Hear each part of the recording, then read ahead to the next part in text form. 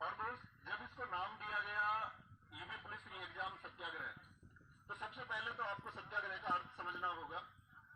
आप लोगों को ये जानना आग्रह आप सब यहाँ करने वाले हैं, वो सच में सत्य के लिए है या असत्य के लिए है? तो एक बार बताएंगे ये सत्य के लिए है कि असत्य के लिए है? तो सत्य के लिए आग्रह है, तो इसका मतलब है सत्याग्रह कोई भी हो उसको चलाने के लिए बहुत अनुशासन की आवश्यकता है। कल भी मैंने लिखा कि किसी ने कहा क्या हजारों के लोग या हजारों की भीड़ भी पंक्तिबद्ध हो सकती है? तो हमने कहा हाँ, हो सकती है। तो सबसे पहले तो इसका एक सर्वश्रेष्ठ नमूना हम यही दिखाएंगे कि अभी आपके सामने जो पहला छात्र बैठा हुआ है उसके पीछे सब पंक्तिबद्ध हो जाएगी, पहले छात्र के पीछे, ताकि बीच में एक पंक्ति रहे कि आपको किसी को पीछे से निकल के आगे आना है तो वो आगे आता है, और आगे से निकल के किसी को पीछे जाना है तो वो जा पाए। बीच वाली ये जो पंक्ति है, हमारे जितने भी साथी या जितने भी मीडिया बंधु होंगे, लाखों करोड़ों लोगों के सपनों को रौंदा गया है और खुले आम रौंदा गया है। घंटों पहले परीक्षा देके, घंटों पहले प्रश्न पत्र देके उन सारे छात्रों को जिन्होंने 4 वर्षों तक निरंतर मेहनत की, ऐसे बहुत सारे छात्र उस रेस में उनसे आगे निकल गए जिनको 4 घंटे पहले पेपर मिल गया। और पेपर मिलने के साक्ष्य विवेक सर ने महेंद्रपुर बीजेपी जो सबसे पहले वापर आपका ट्विटर पर उन्होंने शेयर किया, विवेक सर ने सबसे पहले आप लोगों को उसके बारे में अपडेट किया, अरुण सर उन्होंने अपने टेलीग्राम पर अपडेट किया। तो ये सब साक्ष्य हैं और ये बात आप सब लोग जानते होंगे और गवर्नमेंट को, मीडिया को भी जानने का प्रयास करना चाहिए कि यूपी कांस्टेबल के अभ्यर्थी तो छोड़िए, ये पेपर मिठाई की तरह इन सबके पास भी पहुंचा है जिन्होंने यूपी पुलिस के लिए अप्लाई तक नहीं किया। मानते हैं इस बात को? या किसी जो पीठासीन व्यक्ति है उनके द्वारा कोई स्टेटमेंट आए और एक आश्वासन दिया जाए कि हाँ, ये मानना पड़ेगा कि भर्ती में धांधली हुई है, और धांधली नहीं, ये अत्याचार हुआ है। एक छात्र जिसके सपने हैं, हर अध्यापक वर्ग जिसके सपने हैं, किसी भी अध्यापक का भविष्य भी, और मैं उन सारे साथियों से भी आह्वान करूंगा जो यहां मौजूद नहीं है, साथी अध्यापक, हम सबका भविष्य इन बच्चों के भविष्य से सीधा प्रत्यक्ष रूप से जुड़ा होता है। बच्चे जितने ज्यादा कामयाब होंगे, अध्यापक उतना ज्यादा कामयाब होगा। बच्चे कामयाब नहीं होंगे, अध्यापक कामयाब नहीं होंगे। इसमें कहने से मेरा मतलब यह है कि निम्न वर्ग में एक नौकरी वरदान होती है,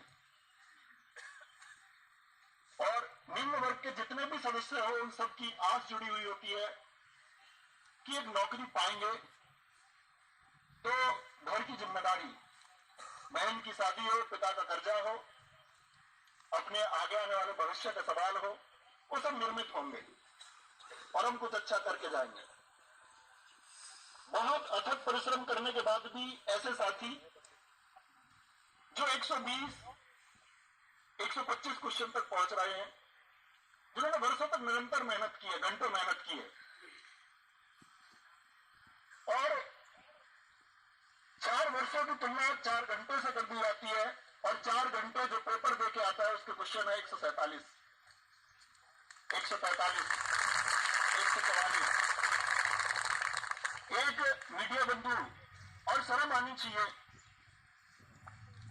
मैंने देखा एक मेरे जैसी व्हाइट जैकेट पहने हुए, आप सबने भी देखा होगा एक पत्रकार को, उसने कहा है कि जी, एक प्रश्न किया कि जिस ग्रुप में ये पेपर शेयर हुआ कितने लोगों ने उसको सील किया? क्या ये मूर्खता से भरा सवाल नहीं है? क्या ये मूर्खता से भरा सवाल नहीं है? इस बात की क्या गारंटी है, ऐसा कौन सा उपकरण है इस आईटी सेल के पास जो बता दे कि ये जो प्रश्न पत्र है सील होने के बाद कितनी जगह शेयर किया गया है? इस बात की कोई गारंटी नहीं है, ना ऐसा कोई माध्यम है कि कितनी जगह शेयर हुआ। क्या वह लाखों छात्रों तक शेयर नहीं किया गया? क्या 18 की सेकंड शिफ्ट का पेपर पाने वाले छात्र जो 145 क्वेश्चन कर जाते हैं, क्या उन छात्रों की संख्या 60,244 से ज्यादा नहीं हो सकती? और अगर उनकी संख्या 60,244 से ज्यादा हो सकती है, तो किसी शिफ्ट को सरकार यदि ये बोले कि ये पहली शिफ्ट, इसका कोई साक्ष्य नहीं मिला, ये इसका कोई साक्ष्य नहीं मिल पा रहा है, एक ठोस साक्ष्य नहीं है, तो क्या सरकार इस बात की अनदेखी करेगी कि एक शिफ्ट में 60,000 से 244 से ज्यादा छात्र सफल हो जाएंगे? क्या पहली शिफ्ट के जो छात्र परीक्षा देकर के आए उनके प्रदर्शन पर प्रभाव नहीं पड़ेगा? क्योंकि क्या सरकार ऐसी कोई गारंटी दे सकती है कि पहली शिफ्ट के जो नॉर्मलाइजेशन होंगे उन बच्चों को इतने मार्क्स मिलेंगे कि सेकंड शिफ्ट में जो धांधली करके आए हैं उनके बराबर होंगे? नहीं दिया जा सकता। तो सारे अध्यापक वर्ग ने पहले बहुत सारे आंदोलन चले होंगे, बहुत सारे आंदोलनों में अध्यापक वर्ग एक साथ हुआ है। इस बार भी आप देख पा रहे हैं, इस शायद बहुत सारी चीजें गोपनीय होती है, आप सब लोग एक राय बनाते हैं उस गोपनीयता को लेकर के जिसके बारे में आपको कोई वास्तविकता नहीं होती, लेकिन आपकी उस राय का स्वागत है, क्योंकि आपका एक दुख है, आपका एक दर्द है, और एक दुख और दर्द के लिए छात्र एक नेतृत्व चाहता है। और इस पूरे अध्यापक वर्ग का मैं फिर से आभार करूंगा, मोदी एक सरकार, उन्होंने अपनी जान जोखिम में रख के इस मांग को आपके लिए उठाया है।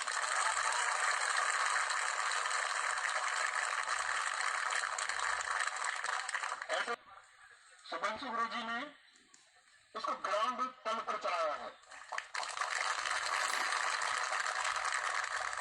मारूफ सर सुपर क्लाइमैक्स एकेडमी, इसके लिए जितने छात्रों को जोड़ने का प्रयास कर रहे हैं उनकी मेहनत आज आप देख सकते हैं, तो उनकी मेहनत से यहाँ कितने छात्र जुड़ते हैं। टारगेट विद आलोक। और अगर मैं बात करूं, ऐसे ना जाने कितने अध्यापक होंगे, क्योंकि ऑनलाइन कोचिंग में पढ़ा देते हैं, एक संख्या आ जाती है, बच्चों के अंदर एक विश्वास पैदा हो जाता है, ऑनलाइन लाखों बच्चे क्लास करने आ जाते हैं। ऑनलाइन में कभी ये डिफाइन नहीं हो सकता कि हमने कितने बच्चों को पढ़ाया और क्या सच में उनको सेलेक्ट कराया, लेकिन ऑफलाइन में भी एक सपना होता है। ऑफलाइन में यदि किसी के पास 50 बच्चे भी बैठे हुए हैं तो उसका भविष्य इस एक बात पर निर्भर करता है कि मैं कल अपनी कोचिंग से 2-4 बच्चे सेलेक्ट करवा पाया तो मेरे आगे के भविष्य के लिए मुझे बच्चे पढ़ाने के लिए मिलेंगे।